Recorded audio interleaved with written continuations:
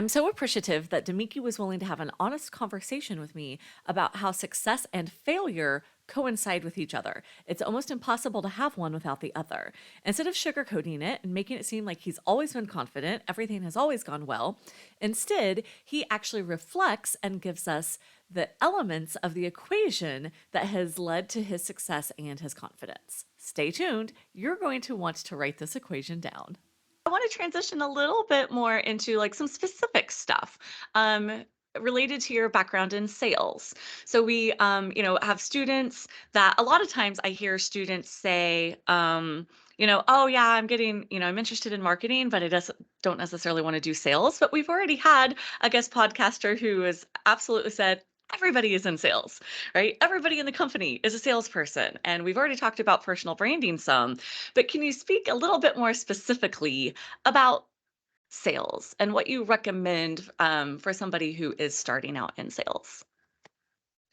Yeah, the fact that you already had somebody reference that everybody's in sales, you're always selling, you're always promoting, you're always looking to expand the brand, penetrate new markets and territories, grow market share. I mean, I think that's the lifeline of any organization. I mean, don't get me wrong. Of course, you have all of the other operational elements that need to collaborate and synergize in order to facilitate a successful enterprise, kind of development or ecosystem. But yeah, I mean, everybody should at some point at least try a role in sales. I mean, if nothing else, just for the experience, right? But for our younger professionals that are coming into the market, I think they're hey, don't be afraid of sales. It's not as it's not as, I'm not going to say challenging. I think there is a stigma that comes along with sales that you have to you operate at times maybe without ethics, or it's just about the money, or it's just about getting the sale, or you don't have other factors to consider. And I think it's the exact opposite, right? You are charged with a higher level of ethics to do what's in the best interest of your clientele, your customer market. You want to serve as an advisor. You want to be a consultant. You want to be a product expert. You want to that ties into preserving your brand, right? Because when you leave one organization and go to the next organization, right, you're always looking for a way to stitch together all those relationships you've been building along the way. And if you can preserve those relationships, then it makes it so much easier as you get further along in your professional career to find success. So I don't know if that answered your question, right? But I would say sales is a great opportunity to leverage soft skills, and for those individuals that are thinking about sales, I would say work very hard on your soft skills, work very hard on your listening skills, uh, work very hard on focusing on problem solving, and always trying to maintain an optimistic mindset. Making sure you're taking initiative where you can, when you can, to demonstrate all of those skill sets. Yeah. So many great things that you just said there. Your reputation goes with you, right? And hopefully, because your reputation goes with you, some of those relationships do as well. But yeah, I mean, if you take advantage of your clients, or you are not providing client solutions that are actually in their best interest or help them optimize their goals, then it is going to be hard for you to build on. You're constantly going to be running from your reputation as a salesperson instead of building on your reputation as a salesperson. Yeah, and keep in mind, regardless of the profession you're in, especially if you're ever customer facing, you are lending your personal reputation to the company you work for in pursuit of revenue generation, right? So when I go out in front of a client and I say, hey, we can do X, Y, Z, right? My personal reputation is sitting in front of the customer as DeMeakey Williams, right? Representing X box company, right? Nuco, whatever it is, right?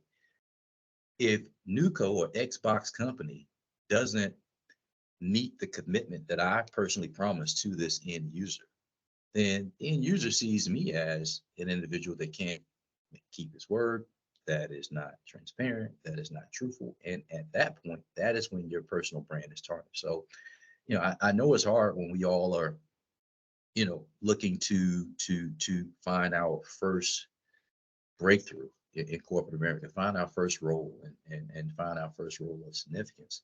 But just, I would just say, caution everybody to be mindful that the organization you work for, you're an extension of that organization and you're lending your personal brand to that organization. So make sure you're collaborating with an organization that understands the significance of your brand and that they're not willing to take advantage of that and kind of leave you to hang out to dry. And I'm sure there are probably a lot of organizations out there like, hey, that comes with the territory, right? But control what you can control, and I would say try to do a decent job of or do a solid job of aligning yourself with a company that values that brand representation. And when you're in front of your clients, just keep that in mind.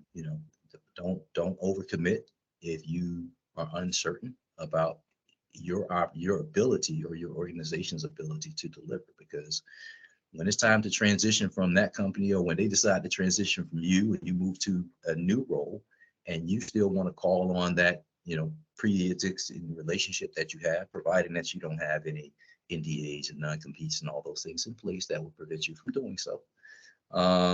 You want to maintain that relationship. And a lot of times, a lot of those clients, at least mine, they become good friends of mine, right? Even if we no longer have any synergistic businesses to pursue together, right? They don't need anything that the organization that I'm currently supporting, or an enterprise, or a entrepreneurial endeavor that I'm pursuing serves a purpose for that relationship. I like to still preserve those relationships and those friendships. Yeah, absolutely. You said something that I have never heard anybody say, and I absolutely love the perspective that you are lending your personal brand and your personal brand reputation to the company that is employing you as you're working on their behalf. And like I said, I have never heard anybody put it that way, and I think that that is a wonderful way to look at that. And so, um, thank you for that. And how have you leveraged that? Your career has been really interesting from where it started and where it is now. And there's a certain level of confidence that has had to exist, I think, to make some of the moves and to hold some of the Mm. roles that you have had. So, can you talk about confidence? And was that something that you developed over time, or was it innate? And how can somebody go about developing, or do you have any key moments that stand out that really was a moment whenever you're like, I feel confident in this, or moments where you maybe didn't have confidence? There's probably more of the latter. A lot of moments where you don't have confidence, right? But it's kind of, it's kind of like courage, right? Courage shows up when you're totally afraid. You don't Right? have courage without fear. But I would say, I think confidence is something you develop over time. I think once you see yourself uh, start and stop and start and stop and start to navigate unfamiliar terrain and unfamiliar territory, you kind of get the sense that I'll use it's one word, it's figure it outer, right? I'm gonna figure it out. I'm the type of person that could, I'll figure out whatever it is I need. I have the capacity to learn. I have the capacity to research, and so if I can put this together and with my natural desire to win and to be successful and to make money, right? Because we all do this to make money. You'll figure it out. And so I think with that over time, you'll develop confidence. And I think what you typically look for, or before the confidence, is you know are you comfortable with taking risk, right? Measured risk, right? You're not just making random crazy decisions. Do you have somewhat of an entrepreneurial spirit? Doesn't mean that you are trying to start a company every week, but entrepreneurial spirit, I think, manifests itself in a lot of different ways. Just, are you open to new ideas and kind of new opportunities? If you lean in a little bit, if you're open to, for example, when shucks, when Facebook launched its version of Twitter, are you the Threads. type of person where Threads? Thank you. Are you the type of person where you're first to set up an account, right? Entrepreneur, I'm open to new things, right? Just a small entrepreneurial spirit. I think if you're process oriented, meaning that, if you don't focus on the outcome, I think Nick Saban says it best. I think he says, he has kind of a grinder mentality, and they do with their athletes is they focus on the process. Meaning, if you focus on the practice, the day to day, all of the kind of, I would say, non-sexy elements of whatever your expertise is, right? The behind the scenes, right? If you in your environment, right? If you study the material I asked you to study, do you really have to worry about your grade on the exam? In most cases, if you do the background work, the results will take care of themselves. You don't have to focus on the results. Yep. So if you're process oriented, I think that will help you. And if you're the type of person that takes initiative and you are individually motivated, that helps, man. And then with that, you get that kind of emotional maturity, that poise and of nature, kind of calm under fire, where regardless of if this is a new endeavor, something that I'm familiar with, or this is something completely left field that I've never done before, uh, I have enough confidence to know that I'll figure it out. I'll start to network and make the right relationships to learn fast, to fail quick, to recover quick. And over time, you just realize that failure is a part of the freaking process. You're going to fail. I think I think I read somewhere where it says in order to be successful, you have to be willing to fail like 16% of the time. I personally think that is like a very, very conservative number. I think it's probably like 25, 30% of the time, especially if it's something that an expertise that you don't know very well. It may be 40% of the time, but in every failure, you're going to learn quite a bit. And so, recover, fail quick. That's the plan. Fail fast, learn, and then re-implement what you've learned. Yeah, absolutely. I love what you just said. You basically gave us an equation for confidence. And so, if you have this background work and the research combined with emotional intelligence and initiative, like we can literally like make this equation for confidence that the students can start to implement. So for those Yeah, who are yeah, the, tell me exactly what to do, you literally just told them exactly what to do. And I'm so glad that you mentioned that process orientation.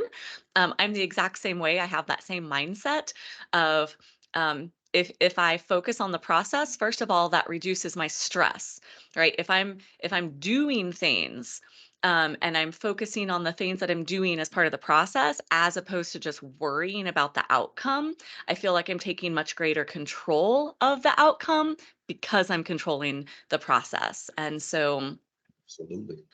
yeah, so I'm glad that you mentioned that. Speaking of which, that will then lead us really nicely into these, doing new things. Talk to me about what you're doing most recently because it sounds really cool. Well, thank you. I would say most recently, I too am learning new things, and this probably and I guess one of your greatest strength is also your greatest weakness, which is the love of trying new things, the love of kind of seeking out new adventure. Uh, it's a double-edged sword, right? Again, because it correlates with, okay, you got to learn quick. You got to anticipate you're going to make a lot of errors along the way, especially if you don't have the right optimal mentorship in place. And so right now I am involved in some opportunities to uh, expand upon lithium exploration to support our ever-growing demand for um, electro vehicle subcomponents. And so this is now taking me down a pathway into like geological mining and mining for raw minerals that would then be uh, serve as a chemical component in the EV battery manufacturing market and space. And so it's been very interesting. Needless to say, I think it synergizes with something that I always wanted to do as a kid. Just always being kind of a historian by nature, loving archaeology, loving science, and I have not had an opportunity to scratch that itch in my professional career just yet. So now here I am. I guess some people may say in the mid part of my career, and it's kind of my pet project now. And so it's very intriguing. Yeah, very intriguing. So much that I want to pick your brain about in this space. So we'll just get into it, and I want to just be very clear to the students up front that this is a new venture, and so there are things that you can say, there are things that you cannot say. Because of the kind of proprietary nature of some of what you are doing with this. So, first of all, Mhm. just thank you for being willing to talk to us about it at all. That's super cool for the students to learn something that's taking place kind of as the process is unfolding for you, for them to kind of, Mhm. get some insight into that. So I just want the students to understand we're going to be at a 20,000-foot level because some of the details, just legally, cannot be shared by DeMeakey. Some of them we don't know yet either. So because again, we're still learning. We're learning. We're building a plane and flying it at the same time. So Yeah, there you go. that's an important phrase for them to learn. I've heard that so many times in the now I'm starting my 4th year at VSU, and I have heard we are building the plane while it is being flown. I have heard that numerous times since I've Well, been let me here. tell you, it is a real life thing. It is quite chaotic, and it requires a lot of grace and extending a lot of grace, right? And of course, then you're bringing in new partners, new principals. We're bringing in partners and principals from other regions of the world. So from a standpoint of cultural differences and understanding how to communicate, how to collaborate, and focus, keep our focus on the ultimate goal, which is building a successful enterprise that would then correspond to an opportunity to provide raw minerals and materials that meet not only a demand for a global market, but also has U.S. interests and American citizens and U.S. citizens' greatest interests as its priority as well. Yeah. So let's dive right into that. The global market can be really intimidating, especially if you maybe don't have much experience in international markets. How are you preparing for that? And how can students prepare for something, for how can they develop skills that will help them be prepared for international endeavors? No, I think that's another great question. I think when you're venturing out into the global market and the global landscape, there's one thing I've heard said, and I embody it, and I always remember this: the rest of the world is much larger than the United States. Okay, we tend to have, I think, a very nationalistic mindset on things, but at times we have to realize that um, the rest of the world has a perspective. They have processes in place. They have uh, just kind of their own ethos and their own essence of how they do things, and you want to engage and implement yourself into that environment as seamlessly as possible. And the easiest way to do that is really, I would say, humbly, just kind of paying respect to what those global conditions are, what the global culture is. Really trying to do your absolute best with learning and understanding what those expectations are, and really when in Rome, trying to do as the Romans, as long as it is above the ethical line, which we all are as U.S. operators required to adhere to when doing business internationally. Yeah. So I want to get to the ethics here in just a second, but even a precursor to that, thinking about those, their traditions and their processes that they already have in place, how do you go about evaluating new markets for global business development? Well, I think it interesting. It starts with prioritization and where you have the most sustainable relationships, right? You know, I usually start with, you know, individuals that I have relationships with that can educate me on the landscape of those new regions, right? Where can I enter with the lowest set of barriers and hurdles that also have, let's say, some adjacent business adjacent friendly protocols and processes that will correlate to Western world, to North America, right? It's a little more for me. Um, the ability to adopt and to flex to that environment is much easier.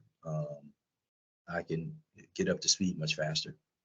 And so a lot of the processes, they do correlate. So at that point, then it's just really understanding some of those other nuances in the space in order to familiarize yourself and then establish yourself as a, you know, maybe not even an expert initially, but at least an interested person or party that wants to come in and find an opportunity to deliver some value at some level.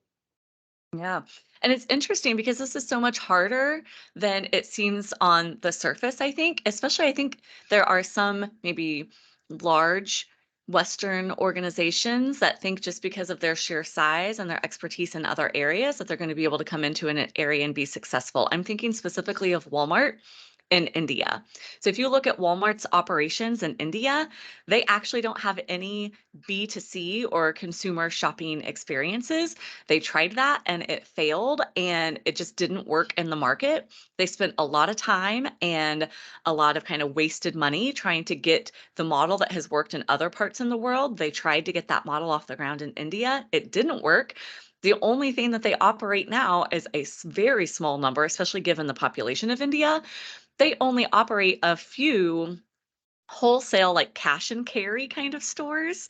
Hmm. Um, and they wound up being able to enter the market by acquiring Flipkart, right? Their only Mm, foray into consumer sales was acquisition because they simply could not really duplicate what their expertise was in other areas. They were unable to duplicate that successfully mm, outside of acquisition in India. Like I said, again, that's just an interesting little short yeah. story. A brand like Walmart, you think they've really got this figured out. But sometimes those cultural differences and those business process differences can be so different that it can be hard to overcome if you're just expecting to pick up what you've done successfully over here and drop it in over here. Yeah, I mean, and far be it for us to tell Walmart how to do anything, right? I would imagine that they have the world's greatest consultants and advisors and liaisons, boots on the ground. But it just goes to show you how complicated it is to transfer or translate what you're doing in one region into another region, just like you say, because of cultural differences. I've done business in a lot of parts of the world to include various parts of South America and various parts of Africa, the Middle East, and some parts of Europe. Um, and there is no one size fits all model. I think, you're trying to find, in my case, the absolute best organizations in country that you can partner with, because they understand the lay of the land, they understand the consumer market, right, or the target market audience, KYC, right? They know that, like the back of their hand. And so, collaborations and strategic partnerships are, for me, and have been the absolute kind of bread and butter to any success I've had working kind of OCONUS outside the continental US. But even that is not a guarantee that you'll find success. And even if you do find success, it takes time.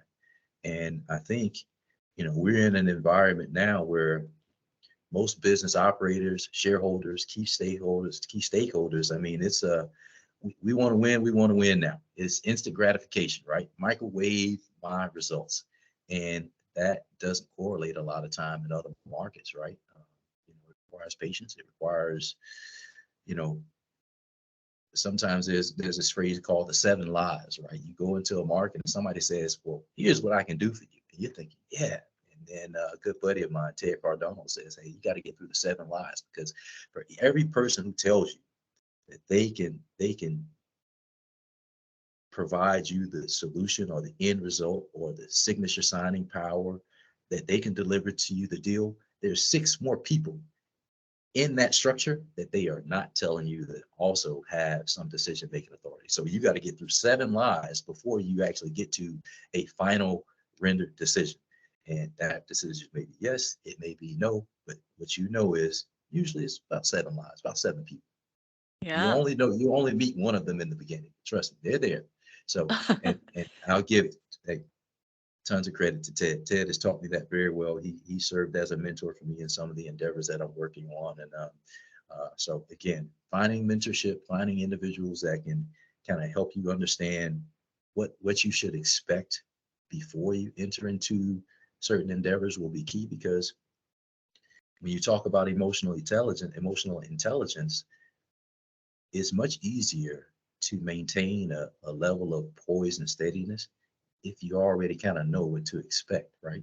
If I know that this is not gonna evolve quickly, if I know that it's gonna require a lot of financial investment, if I know that I have to be prepared when I'm working in certain countries for government turnover or regime change or whatever it is, if I know that in advance, then I tend to not get so worked up when things aren't working out as quick as I want. So Absolutely. I really like that. Even for that would work well, the 7 lives for sales, right? So you think that the person you're speaking with is the decision maker and you're like, why is this taking me so long to just give me a yes or a no so I can yeah, stop either wasting my time or I can get my commission off of this, right? Especially yeah, if your salary is tied to that. But like you said, you have no idea sometimes the other 6 people that may be tied to before the decision can be made. So thank you, yeah. Ted. I agree. That's a Yeah. that's a really good one to impart He'll to appreciate that. everybody. A lot of people want confidence. A lot of people want success, but they're not willing to commit to the process. How willing are you to do the things behind the scenes that nobody else is going to see in order to guarantee that when they are looking, you are on your A game? And stay tuned for the next portion of our conversation whenever we dive more into some of the intricacies of the geopolitical competition for the raw materials and resources necessary for the development of electronics markets, especially as it relates to lithium and electric vehicles.